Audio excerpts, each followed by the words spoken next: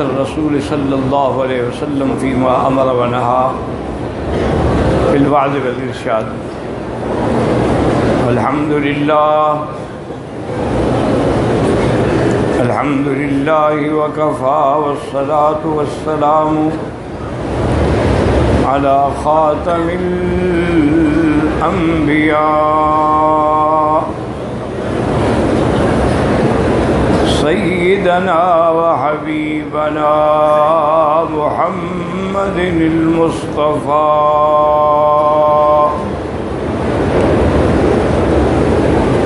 وعلى آله المجتبى وأصحابه النجبى. اللهم صل على سيدنا محمد النبي الأمي الهاشمي وعلى آله وأصحابه نجوم الهدى.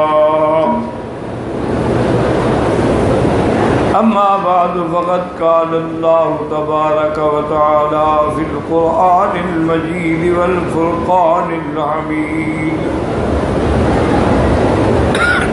أعوذ بالله من الشيطان الرجيم. بسم الله الرحمن الرحيم. ومن يشاقق الرسول من بعد ما تبين له الهدى ويتبع غير سبيل المؤمنين نوله ما تولى ونصله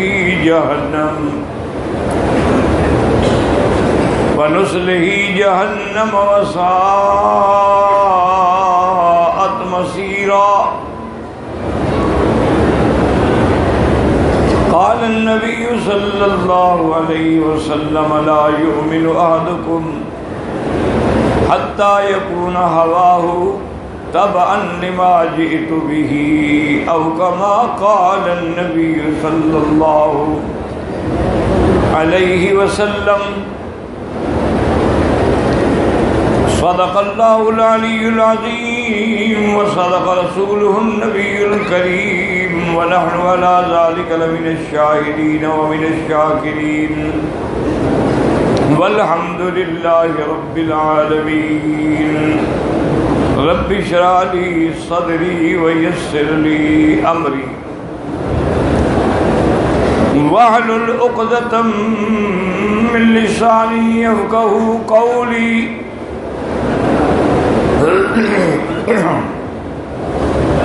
رب زدني علما سبحانك لا علم لنا إلا ما علمتنا إنك أنت العليم الحكيم. برادران اسلام،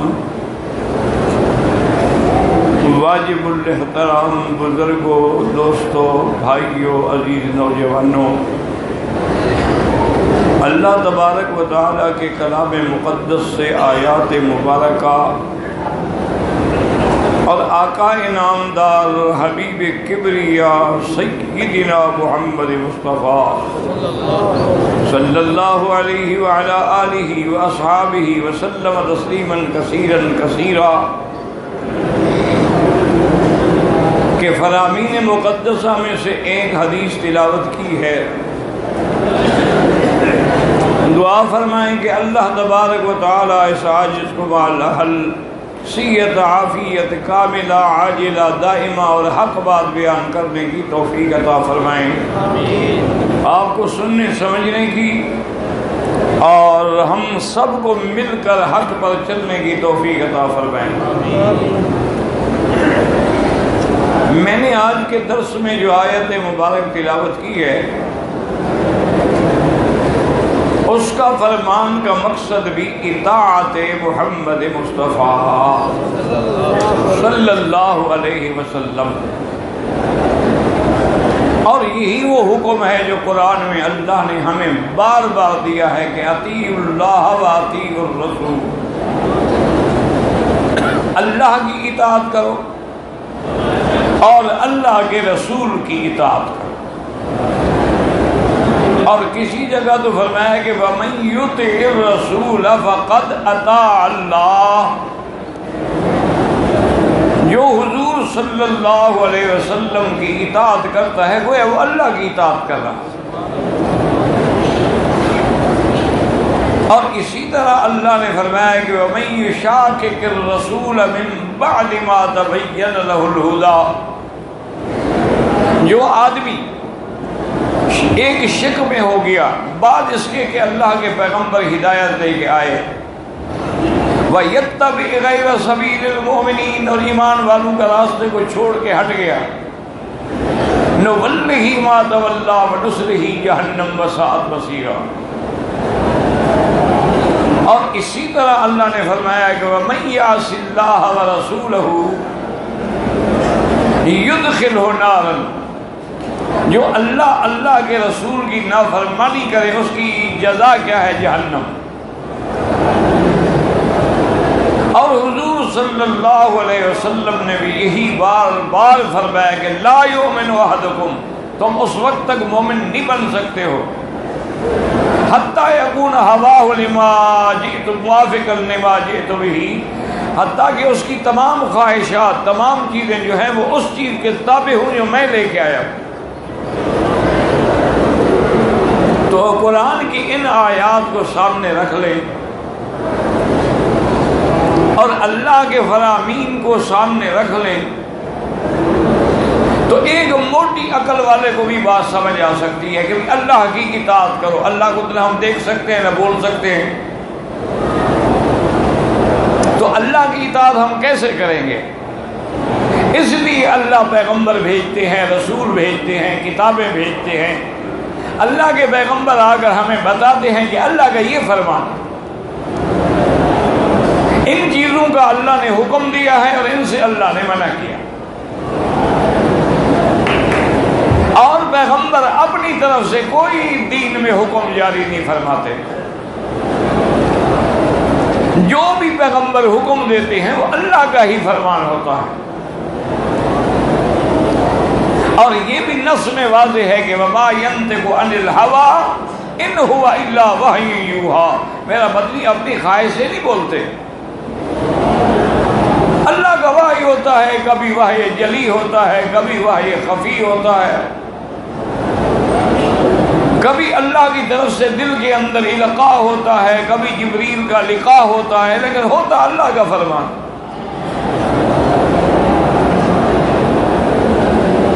اچھی طرح دل و دماغ میں یہ بات بٹھا لیں۔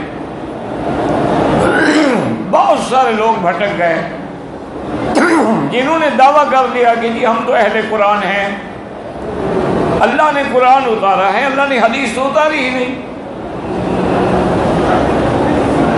انہوں نے انکار حدیث کر کے اپنے لیے جہنم کا دروازہ کھول لیا، حالانکہ اللہ کا قرآن جو ہے بغیر حدیث مصطفیٰ صلی اللہ علیہ وسلم کے ہمیں سمجھ ہی نہیں آ سکتا۔ اللہ نے ہمیں حکم دیا ہے کہ نماز پڑھو، لیکن مغرب کی 3 رکعتیں اور فجر کی 2 پڑھو، یہ کہاں لکھا ہوا ہے؟ یہ کہاں لکھا ہے کہ عشاء کی 4 پڑھو؟ یہ کہاں لکھا ہوا ہے کہ بھی یہ واجبات ہیں، یہ سنت ہے، یہ مؤکدہ ہے، یہ غیر مؤکدہ ہے، یہ نوافل ہیں، یہ مستحبات ہیں؟ اسی طرح اگر کوئی کہے کہ جی بھینس حلال ہے، وہ کہے جی ہاں کہ قرآن میں دکھاؤ کہاں لکھا ہے بھینس حلال ہے؟ تو یہ ایک زیادتی ہے۔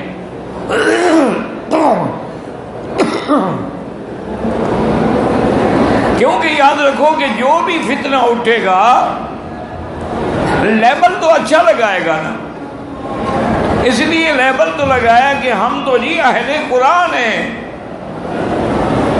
اور اللہ نے قرآن اتارا ہے، لیکن اندر سے کیا تھا کہ نام اہل قرآن اور منکرین حدیث مصطفیٰ صلی اللہ علیہ وسلم۔ تو ایک دماغ میں اچھی طرح بات بٹھا لیں کہ قرآن ہمیں تب سمجھ آئے گا جب ہم حضرت محمد مصطفیٰ صلی اللہ علیہ وسلم کے فرمان کو دیکھیں گے، اور حضور کے فرمان ہمیں کون دے گا؟ اصحاب محمد مصطفیٰ۔ لیکن حضور حج پہ تشریف لے آئے، آپ نے مدینہ منورہ میں کس جگہ سے احرام باندھا یہ صحابہ بتائیں گے۔ کس جگہ پر حضور پاک نے لبیک پڑھی صحابہ بتائیں گے۔ حضور مکہ مکرمہ میں پہنچے، اب حرم میں کیسے داخل ہوئے صحابہ بتائیں گے۔ حضور مینا تشریف لے گئے، کون بتائے گا؟ صحابہ۔ اگر کوئی صحابہ کا انکار کر دے وہ محمد مصطفیٰ کا انکار، اور جو حدیث کا انکار کرتے وہ قرآن کا انکار۔ تو اللہ کا قرآن بغیر حدیث کے اور بغیر اجماع صحابہ کے اور قیاس کے سمجھ نہیں آ سکتا ہے۔ اور یاد رکھیں کہ پھر ان تمام مسائل کو سمجھنے کے لیے ہم فقہائے امت کے محتاج ہیں۔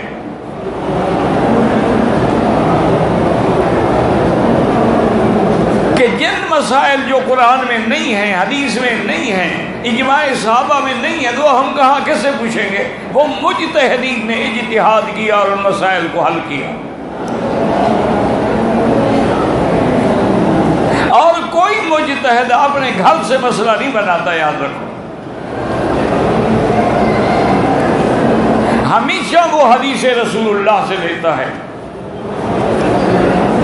اب اسی حج میں ہیں آپ، امام ابو حنیفہ فرماتے ہیں قران افضل ہے، امام احمد بن حنبل فرماتے ہیں کہ تمتع افضل ہے، امام شافعی فرماتے ہیں کہ حج افراد افضل ہے۔ لیکن ان سب نے لیا کہاں سے ہے؟ حدیث محمد مصطفیٰ سے۔ امام ابو حنیفہ فرماتے ہیں کہ حضور نے کون سا حج کیا ہے؟ اس پہ اتفاق ہے کہ حضور نے قران کا حج کیا۔ وہ کہتے ہیں جب حضور نے قران کیا ہے، نبی بھی افضل اور اس کا حج بھی افضل۔ اب امام احمد حنبل فرماتے ہیں تمتع افضل ہے۔ ان کی دلیل کیا؟ ان کی دلیل بھی حدیث مصطفیٰ ہے کہ جب حضور مکہ میں تشریف لے آئے اور صحابہ سے کہا بھی جن کے ساتھ جانور نہ ہوں وہ عمرہ کر کے حل کرا کے احرام اتار دیں، پھر 8 تاریخ کو احرام باندھیں، ان کا تمتع ہو جائے گا۔ صحابہ ذرا سوچنے لگے کہ اس 4 دن تو باقی ہے، صرف 4 ذی الحجہ کو ہم مکہ پہنچے ہیں، 8 کو اپنے مینا، صرف 4 دن کے لیے جب احرام کی پابندی ان سے نکلیں گے تو انسان ہے نا، تو انسان کی ساری خواہشات پوری ہونی۔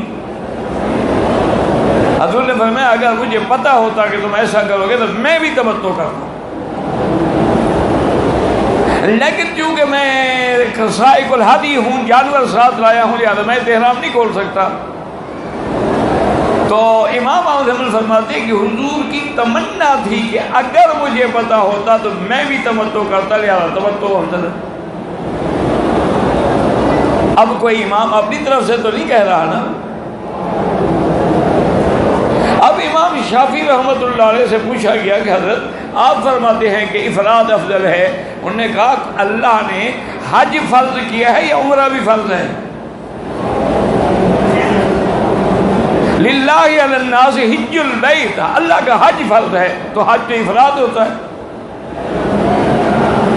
تو ائمہ ہمیشہ یاد رکھیں، یہ بہت بڑا دھوکہ دیتے ہیں جو لوگ ائمہ کا انکار کر دیتے ہیں۔ بعض لوگ تو نعوذ باللہ صحابہ کا بھی انکار کر دیتے ہیں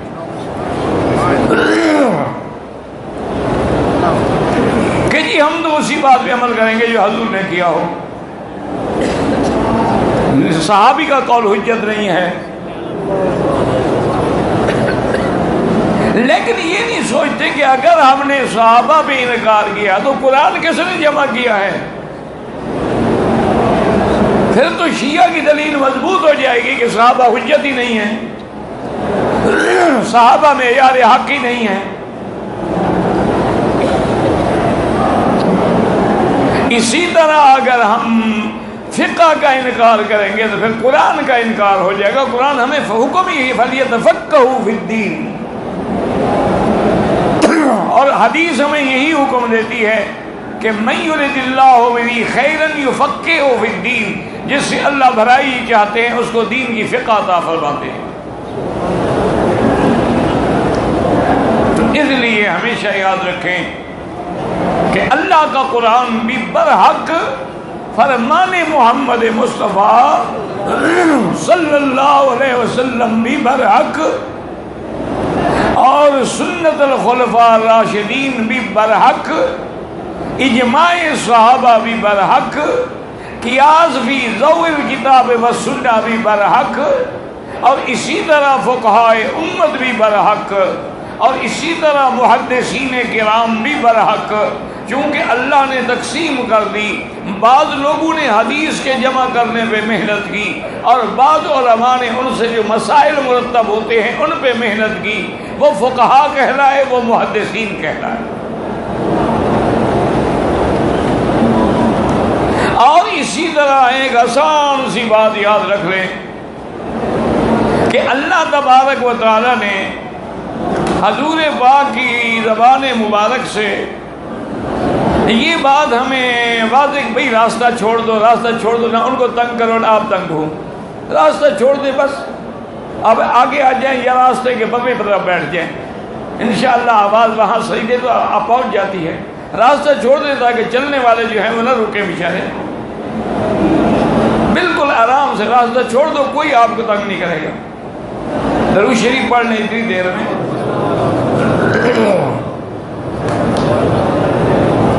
اور ایک بات یاد رکھ لیں کہ اللہ تعالیٰ کے ہاں کوئی عمل جو ہے وہ قبول نہیں ہوتا جب تک دو چیزیں موجود نہ ہوں۔ بالکل دماغوں میں بٹھا دو۔ ایک بات کیا ہے کہ ان یکون خالصا و ان یکون ثوابا، کہ وہ عمل خالص بھی ہو ثواب بھی ہو۔ کیا معنی؟ یعنی خالصا اللہ کے لیے ہو۔ اگر اللہ کے لیے خالص نہیں ہے تو اللہ وہ عمل قبول نہیں فرماتے۔ جیسے کہ ہمارے یہاں ایک عام رواج ہے کہ جی یہ ہم نے جو منت مانی ہے نا جی، نظر برائے خدا اور نیاز برائے حسین، تو اب شریک کر لیا کہ نہیں کر لیا؟ یہی تو شرک ہے۔ شرکوں کو دم تو نہیں لگی ہوئی ہوتی، ورنہ یہ طواف، یہ حج، یہ کعبے کا بنانا، حجر اسود کو چومنا، زمزم پلانا، یہ تو مکے کے کافر بھی کرتے تھے۔ مصیبت یہ تھی کہ وہ اللہ کے ساتھ شریک بناتے تھے۔ تو اس لیے ہمیشہ یاد رکھیں کہ وہ عمل خالص ہو اور اللہ کے لیے ہو۔ اور دوسری شرط کیا ہے؟ ثواباً۔ ثواباً کا معنی کیا ہے؟ موافقاً لسنت رسول اللہ، اور وہ عمل جو ہے حضور کی سنت کے مطابق۔ اگر سنت کے مطابق نہیں قبول نہیں ہوگا، اگر خالص اللہ کے لیے نہیں تب بھی قبول نہیں ہوگا۔ اسی طرح عید کے موقع پر، عید نماز کے موقع پر، عید نماز سے پہلے ایک صحابی نے آ کے نفل پڑھنے کا ارادہ کیا، وہ بھی نیت کر رہے تھے کہ صحابی حضرت عبداللہ نے روک دیا۔ پھر کیا کر رہے ہو؟ انہوں نے کہا 2 رکعت نفل پڑھ رہا ہوں، اور کیا کرا؟ انہوں نے کہا خدا کے بندے کے 2۔ انہوں نے کہا حضرت کیا مجھے اللہ نماز پڑھنے پر عذاب دیں گے؟ میں اللہ کی نماز پڑھ رہا ہوں۔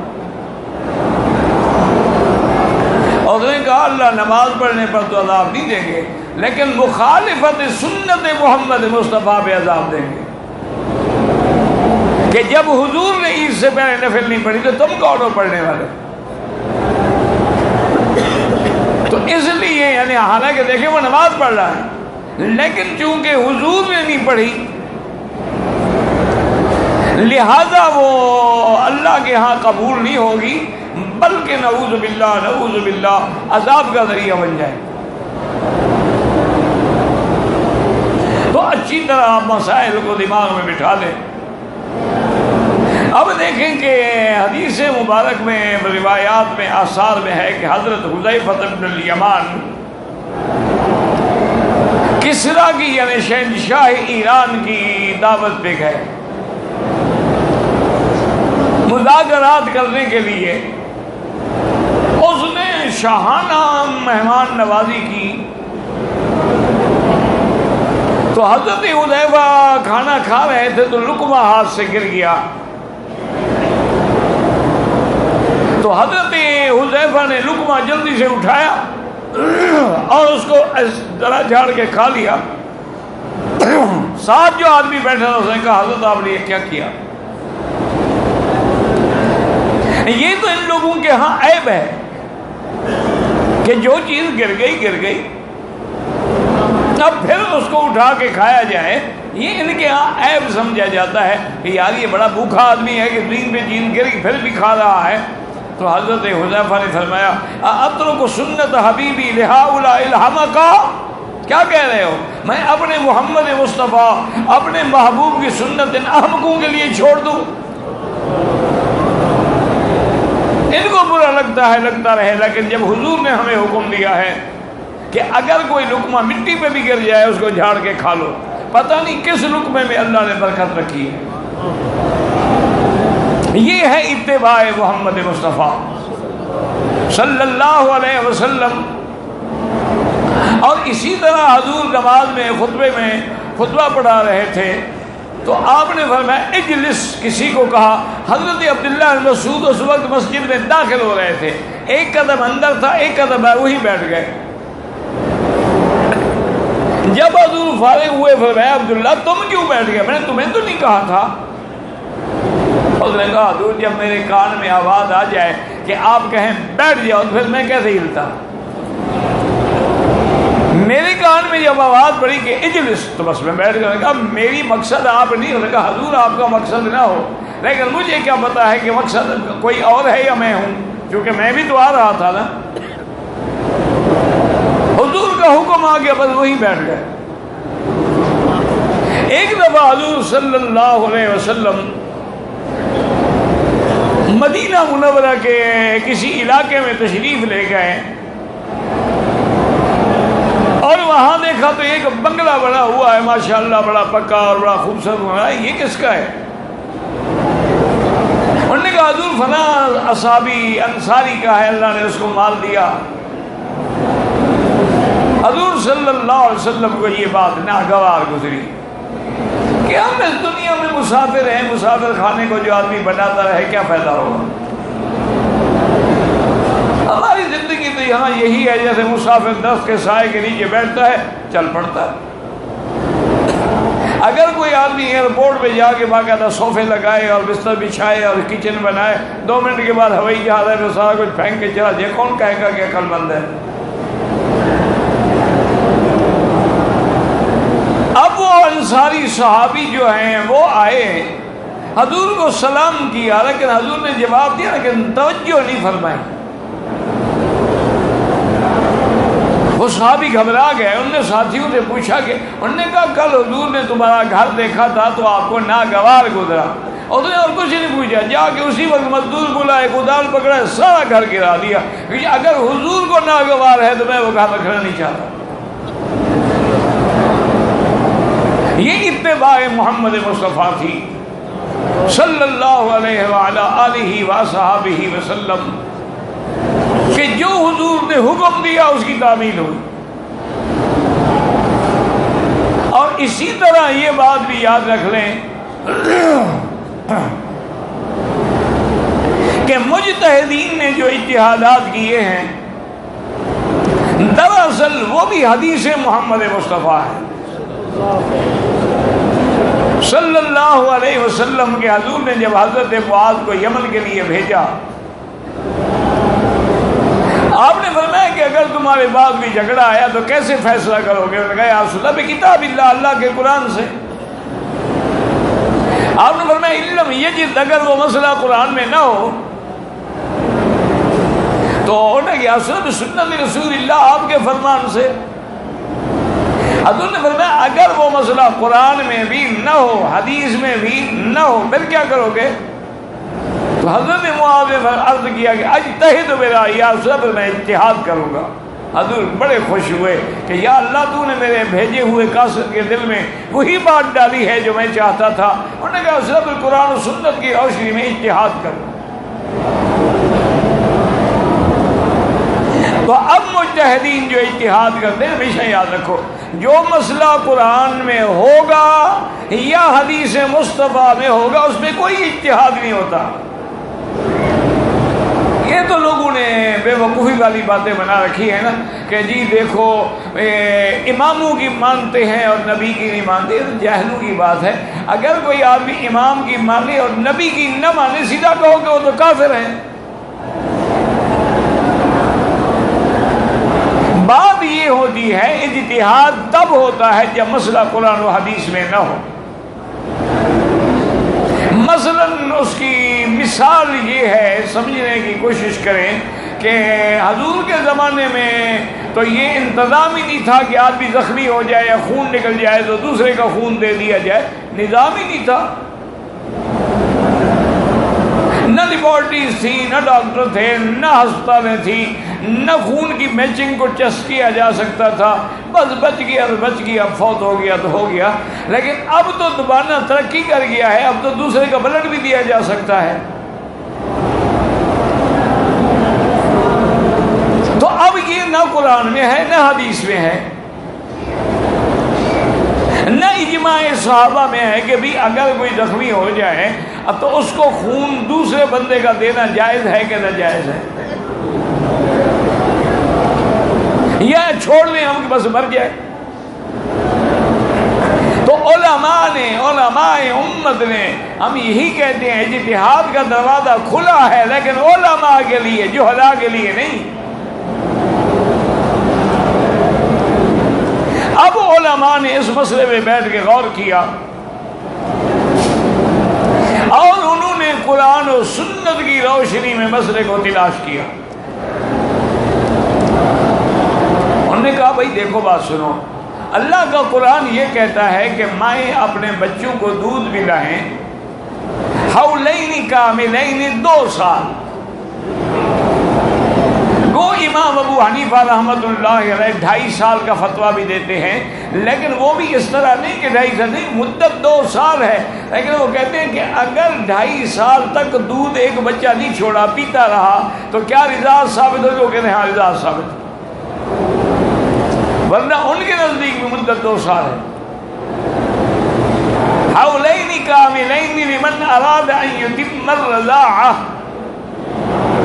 اب مسئلہ یہ پیدا ہو گیا کہ ماں بیمار ہے، بچے کو دودھ نہیں پلا سکتی، یا جیسے عرب کا رواج تھا کہ اپنے بچوں کو دودھ پلانے کے لیے دیہات میں بھیجتے تھے، جہاں دودھ پلانے والی عورتیں ہوتی تھیں کہ دیہات کی فضا صاف ہوگی، وہاں کا دودھ صاف ہوگا، وہاں کا مکھن صاف ہوگا، گھی صاف ہوگا، زبان صاف ہوگی۔ شہر میں تو گڑبڑ ہو جاتی ہے نا۔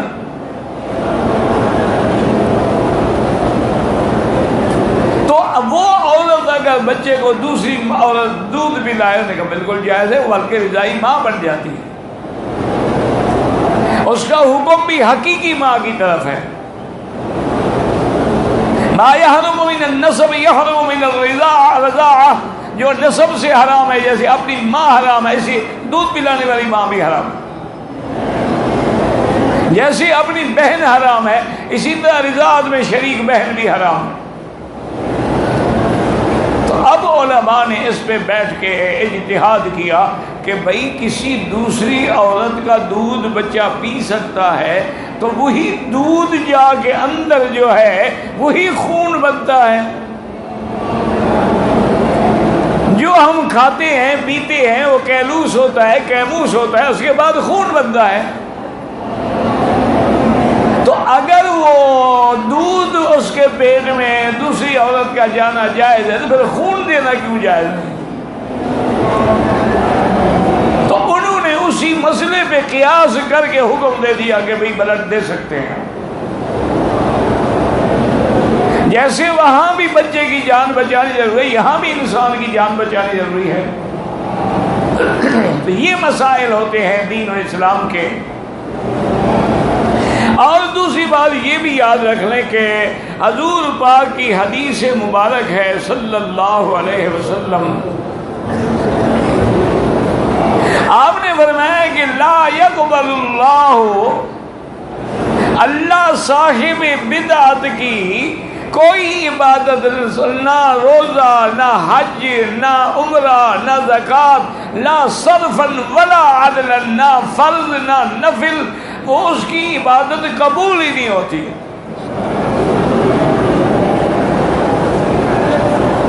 اسی طرح ایک صحابی فرماتے ہیں کہ صاحب بدعت جو ہے اس کو توبہ سے بھی روک دیا جاتا ہے، اس کو توبہ کی توفیق ہی نہیں ہوتی۔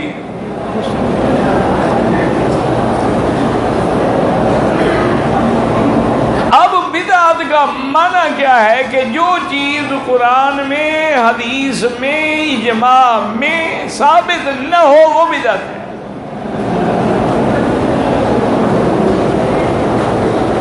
جیسے کہ میں نے عرض کیا نا کہ آپ دیکھیں کہ وہ آدمی کیا کر رہا تھا، صرف یہی کر رہا تھا کہ نماز پڑھنا چاہ رہا ہوں، کہا نہیں ہے، منع ہے۔ تو اس لیے ہاں ایک چیز ہے کہ وہ صحابہ کے فرمان میں، اجماع میں، یا خلفائے راشدین کے فرمان میں موجود ہے، وہ تو سنت ہے۔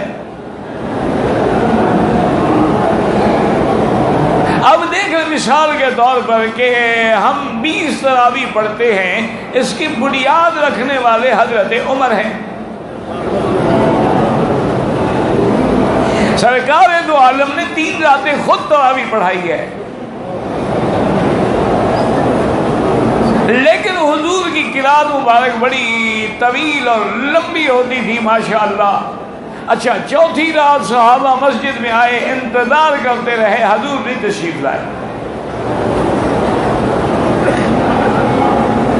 صبح کی نماز کے لیے جب حضور آئے، نماز پڑھائی اور نماز کے بعد فارغ ہوئے تو فرمایا کہ مجھے پتا تھا کہ تم لوگ انتظار میں ہو اور میں تمہاری آوازیں بھی سن رہا تھا، میں جان کے نہیں آیا کہ یہ بڑا خوبصورت عبادت کا عمل ہے، منظر ہے، کہیں اللہ کو پسند آئے اور اللہ اس کو واجب کر دے تو میری امت کہاں ادا کر سکے گی۔ لیکن پڑھانا ثابت ہو گیا، چاہے وہ 3 راتوں کے لیے بھی کیوں نہ ہو۔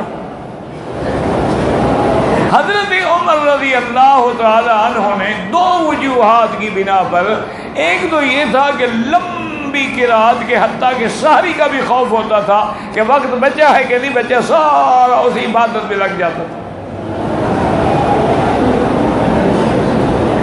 اور دوسرا یہ ہوتا تھا کہ کوئی آدمی اس قاری کے پیچھے، کچھ اس حافظ کے پیچھے، کچھ اس حافظ کے پیچھے کھڑے ہیں، تو حضرت نے ابی بن کعب کو بلایا، چونکہ صحابہ میں سب سے بڑے قاری جو ہیں ابی بن کعب ہیں۔ انہوں نے ان کو حکم دیا کہ بھئی تم ایسا کرو کہ ایک تو تراویح 20 رکعت پڑھانی ہے، اور دوسرا ایک ہی امام پڑھائے گا، باقی سارے انہی کے پیچھے پڑھو۔ تو دوسرے دن آپ آئے دیکھا ماشاءاللہ مسجد بھری ہوئی ہے اور ایک امام کے پیچھے کھڑے ہو کے سب تراویح پڑھ رہے ہیں، اور میں نعم البدعۃ ھذہ، ماشاءاللہ کیا اچھا طریقہ ہے۔ ورنہ حضرت عمر کا عمل تو سنت ہے، وہ تو خلیفہ راشد ہیں، علیکم سنتی و سنت الخلفاء الراشدین۔ اور پھر سارے صحابہ میں سے کسی نے اعتراض نہیں کیا، اجماع صحابہ بھی ہو گیا۔ ہمیشہ یاد رکھیں کہ بدعات کا معنی یہ ہوتا ہے کہ جس کی اصل بنیاد نہ ہو۔ اب دیکھو نا، کوئی آدمی دن میں 10 طواف کرے، اچھا کوئی آدمی اگر دن میں 2 عمرے کرے، ایک صبح کو کرے ایک رات کو کرے، تو اس کو بدعت ہم اس لیے نہیں کہہ سکیں گے بھی عمرہ کرنا تو ثابت ہے نا۔ طواف کا حکم قرآن میں بھی ہے، حدیث میں بھی ہے۔ اب اگر حضور نے 10 طواف نہیں کیے ہیں تو کوئی 10 کرے تو جائز ہے کہ اصل ثابت ہے۔ اور جس چیز کا اصل ثابت نہ ہو اس پر عمل کرنا جو ہے وہ بدعت ہوتی ہے۔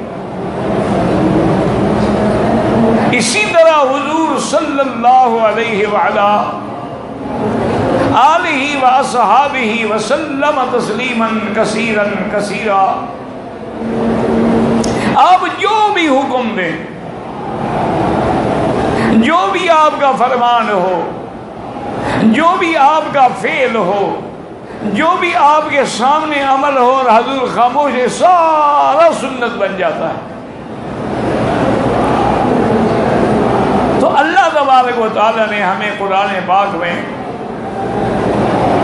یعنی یہ واضح حکم دے دیا ہے کہ میری اور میرے رسول کی اطاعت کرو، اور اس نے فرمایا ما آتاکم الرسول فخذوہ وما نہاکم عنہ فانتہوا۔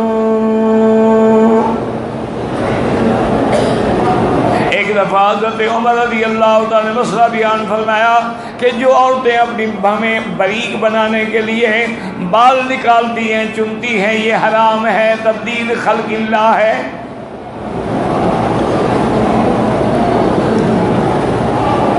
یہ اللہ کی خلقت کی تبدیل کر رہے، اللہ نے جو بنایا وہ ٹھیک ہے، بنا دیا ہے۔ ہاں ایک مسئلہ یہاں سمجھ، اگر کسی عورت کے مونچھوں کے بال نکل آئیں تو وہ عیب ہے، وہ اس کو نکال سکتی ہے، یعنی جو چیز اس کے لیے عیب بن رہی ہو اس کا ازالہ کرنا تو جائز ہے، لیکن جو چیز عیب نہیں بن رہی، صرف مزید اس کو وہ باریک بنا کے اپنے عقل کے مطابق اپنے حسن میں اضافہ کرنا چاہتی ہے، وہ ناجائز ہے۔ ایک عورت نے آگے حضرت عمر سے سوال کیا کہ حضرت آپ نے جو منع کیا ہے یہ مسئلہ کہاں ہے؟ اور ہمیں قرآن میں۔ مکے کے لوگ، مدینے کے لوگ تھے ماشاء، اور نے کہا حضرت عمر کیا کہہ رہے ہو؟ الحمدللہ میں نے سارا قرآن پڑھا ہے، قرآن میں تو مسئلہ ہے ہی نہیں۔ مدینے کے لوگ تھے نا، ان کو تو پھر قرآن سے عشق تھا، اسی لیے یہاں بھی آپ دیکھیں جو اچھے عرب ہیں، خالص عرب ہیں، یا ان کی صحبت اچھی ہے، وہ اگر اذان اور تکبیر کے درمیان میں 10 منٹ بھی مل جائے فوراً قرآن اٹھا کے پڑھنا شروع کر دیں، کیوں قرآن سے بڑا وظیفہ کون سا ہو سکتا ہے؟ قرآن اللہ کا کلام ہے، یعنی 5 منٹ بھی دیکھو کہ چلو وہ کہیں گے 3 آیتیں پڑھ لیں گے نا، 4 آیتیں پڑھ لیں گے، وقت نہیں ضائع کریں گے۔ اسی لیے سیدنا امیر المومنین عمر بن الخطاب نے منبر رسول پہ کھڑے ہو کے اعلان کیا کہ لوگو سن لو، جو آدمی حضور کی بیویوں سے اور آپ کی بیٹیوں سے حق المہر زیادہ دے گا یا لکھوائے گا، عمر وہ چھین لے گا اور بیت المال میں جمع کرا دے گا۔ یہ کیا تم لوگوں نے بنا دیا ہے کہ اتنا بڑی حق المہر؟ اس کا نتیجہ یہ ہوتا ہے کہ حق حلال مہنگا ہو جاتا ہے اور حرام سستا ہو جاتا ہے۔ آج کل دیکھا نہیں یہی حال ہے، اگر اپنا بکرا خریدو اس کو ذبح کرو تو وہ گوشت کم سے کم بھی آپ کو 35 اور 40 ریال کلو پڑے گا، اور جو باہر سے آ رہا ہے وہ 7 ریال اور 8 ریال کا، تو ہوٹل والا پاگل تو نہیں ہو گیا کہ ہمیں 40 ریال خرچ کر کے کھلائے گا؟ وہ سستا ہے وہی دے، اب وہ پتہ نہیں حلال بھی ہے کہ نہیں ہے، تو الگ پتہ ہے نا، لیکن سستا ہے۔ تو دشمن کی چال یہ ہوتی ہے کہ حرام سستا کر دو، حلال مہنگا کر دو۔ ہر آدمی فائدہ اٹھانے کے لیے وہی سستا لینا شروع کر دے گا۔ تو حضرت عمر غصے میں آ گئے کہ بھئی اتنی حق المہر، تو کون غریب آدمی شادی کرے گا؟ کس کا پھر نکاح ہوگا؟ آپ جمعہ پڑھا کے جب باہر جانے لگے، مسجد سے نکلے تو ایک بوڑھی اور لکڑی ٹیک دی آئی اور آگے پکڑ لیا، حضرت عمر کے ہاتھ کو پکڑ لیا۔ حضرت عمر ٹھہرے، فرمایا کیا بات؟ اور نے کہا عمر یہ کب سے تم اتنے بڑے عالم بن گئے ہو کہ قرآن کے خلاف ابھی آرڈر کر رہے تھے تم؟ ہم نے کہا بی بی کیسے قرآن کے خلاف؟ میں نے تو الٹا کوشش کی ہے تاکہ نکاح ہوں، لڑکیوں کی شادیاں ہوں، کوئی گھر میں نہ بیٹھے۔ انہوں نے کہا اللہ نے قرآن میں فرمایا آتیتم احداہن قنطارا فلا تاخذوا منہن شیئا، اگر تم ایک عورت کو قنطارا ڈھیر سارا سونا بھی دے چکے ہو تو اس سے واپس نہ لو. یہ ہے قرآن میں؟ انہوں نے کہا ہاں. تو انہوں نے کہا پھر آپ کیسے کہتے ہیں کہ اتنا مقرر کرو، تھوڑا ہو زیادہ نہ؟ سب کی مرضی ہے، جو زیادہ دے سکتا ہے زیادہ دے، جو تھوڑا دے. تو حضرت عمر نے فوراً کہا کہ الحمدللہ اجائز المدینہ افقہ من عمر، کہ اللہ تیرا شکر ہے مدینے کی بوڑھی عورتیں بھی عمر سے زیادہ قرآن سمجھنے والی ہیں.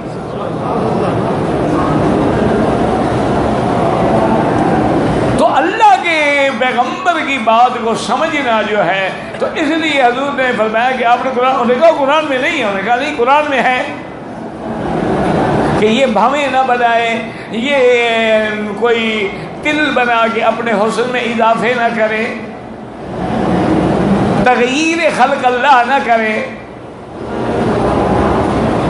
تو جب وہ بیچاری نے بار بار فرمایا کہ اللہ نے قرآن میں فرمایا کہ ما آتاکم الرسول فخذوہ وما نہاکم عنہ فانتہوا، جو میرا مدنی دے وہ پکڑ لو اور جس سے روکے رک جاؤ. یہ ہے قرآن میں؟ انہوں نے کہا کہ ہاں یہ تو ہے. انہوں نے کہا اسی نبی نے تو فرمایا کہ اور ایسا نہ کرے، تو قرآن میں نہ ہو گیا؟ کیونکہ اللہ کا نبی تو قرآن کے بغیر بولتا ہی نہیں ہے. وَمَا يَنطِقُ عَنِ الْهَوَىٰ إِنْ هُوَ إِلَّا وَحْيٌ يُوحَىٰ، جب تک اللہ کا حکم نہ ہو اللہ کا نبی فیصلہ نہیں فرماتے. ایک عورت آئی حضور کی خدمت میں، اور حضور بی بی عائشہ کے گھر میں ہیں. اس بی بی کا نام تھا خولہ، خولہ بنت ثعلبہ. تو وہ آئی اور آگے عرض کیا کہ یا رسول اللہ صلی اللہ علیہ وسلم، میرے خامد نے آج مجھ پہ اتنا بڑا ظلم کیا ہے کہ مجھے کہا کہ انت علیہ کا ظہر امی، تم میرے لیے میری ماں کی پشت کے برابر ہو. اور یہ کلمہ اگر کہا جاتا تھا تو عورت ہمیشہ کے لیے حرام ہو جاتی. ابھی اگر کوئی کہہ دے کہ تم میری ماں کی طرح ہو یا میری بہن کی طرح ہو یا بیٹی، تو وہ عورت حرام ہو جاتی. اس کو کہتے ہیں جہاد.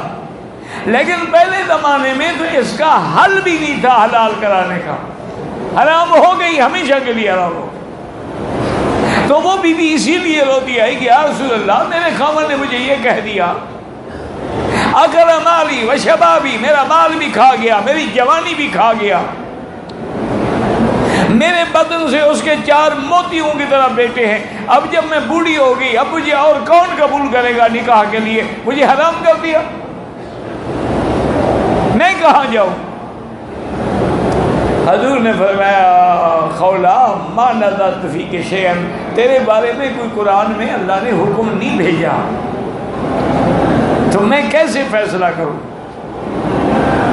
انہوں نے کہا یا رسول اللہ قرآن میں ہر چیز کا فیصلہ موجود ہے، حیض کے پسے موجود ہیں، طلاق کے موجود ہیں، نکاح کے موجود ہیں، مال غنیمت کے موجود ہیں، فے کے موجود ہیں، وضو کے موجود ہیں، تیمم کے موجود ہیں، صرف میرا مسئلہ کیوں نہیں ہے قرآن میں؟ حضور بڑے صبر سے فرمائے کہ خولہ ما نظر فیک شیء، تیرے بارے میں کوئی حکم نہیں آیا. تو بی بی صاحبہ جہاں دروشی پڑھ لیں.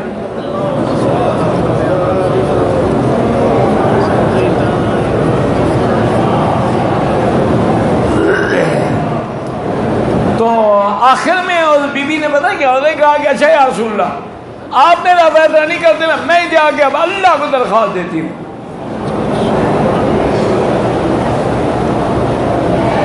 ابھی وہ بی بی باہر گئی اور اللہ نے قرآن نازل کر قد سمع اللہ قول التی تجادلک فی زوجها وتشتکی الی اللہ واللہ یسمع تحاورکما ان اللہ علیم بصیر والذین یظاہرون من نسائهم ما هن أمهاتهم ان امہاتہم الا اللہ ولدنہم وانہم لیقولون منکرا وزورا۔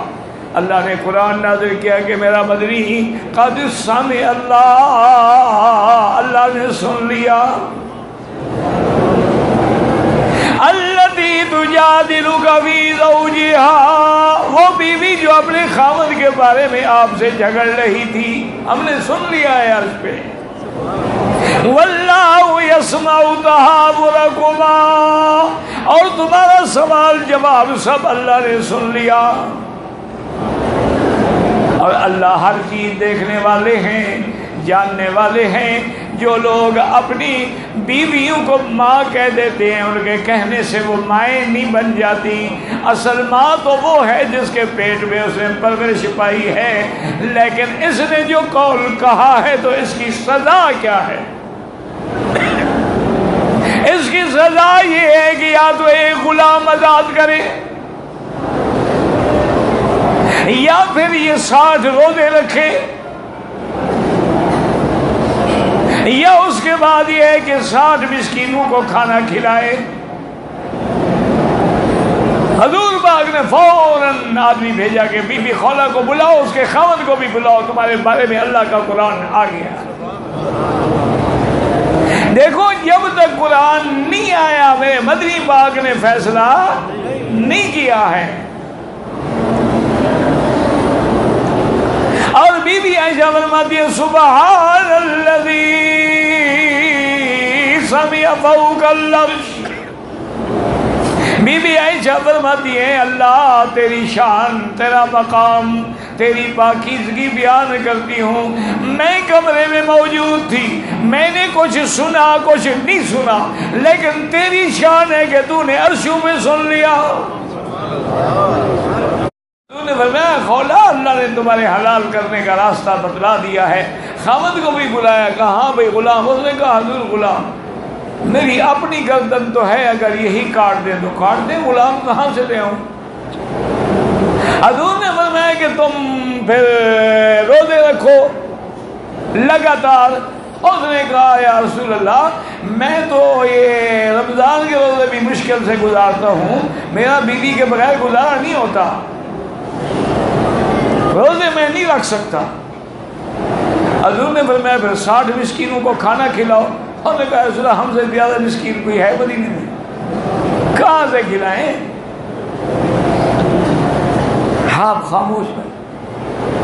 تھوڑی دیر گزری، خدا کی شان ہے کہ 2 بڑی زنبیلیں کھجور کی بھری ہوئی تقریباً 60 صاع، وہ کوئی حضور کی خدمت میں ہدیہ آیا۔ آپ نے فرمایا ادھر آؤ بھائی، وہ کہاں گیا خولہ کا خاوند؟ تو انہوں نے کہا حضور میں بیٹھا ہوں مجلس میں، اور نے یہ کھجوریں لے جاؤ اور 60 مسکینوں کو تقسیم کر دو۔ انہوں نے کہا رسول اللہ افکار بیت میں بیٹھی، پورے مدینے میں مجھ سے زیادہ مسکین کوئی۔ حضور نے فرمایا جاؤ کھا لو، بس تمہارا کفارہ ہو جائے گا۔ تو بعض علماء تو فرماتے ہیں یعنی بات کہتے ہیں نہیں، حضور نے اس وقت رعایت کر دی اس کے فقر پہ، لیکن جب اللہ توفیق دے تو کفارہ ادا کرے۔ تو یہ سارے احکام جو ہیں اللہ کے نبی جب حکم دیں گے تو اللہ کا فرمان ہوگا، اور حضور جو عمل کر کے دکھلائیں گے۔ خدا کے لیے میرے نوجوان ساتھی جو آج کل بڑے بڑے خود 2 حدیثیں پڑھ کے مہربانی کیا کریں، کبھی مسجد عائشہ کے عمرے پہ اعتراض، کبھی حضرت عمر کی تراویح پہ اعتراض، کبھی حضرت عثمان کی اذان پہ اعتراض۔ معنی یہ ہے کہ حضور کے بعد یہ سارے صحابہ بدعتی ہو گئے تھے۔ انا للہ و انا الیہ راجعون۔ دعا کرو اللہ ان کو بھی، اللہ ہمیں بھی صحیح معنوں میں کتاب و سنت کی اتباع نصیب کرے، اور سب کی حج قبول منظور ہو۔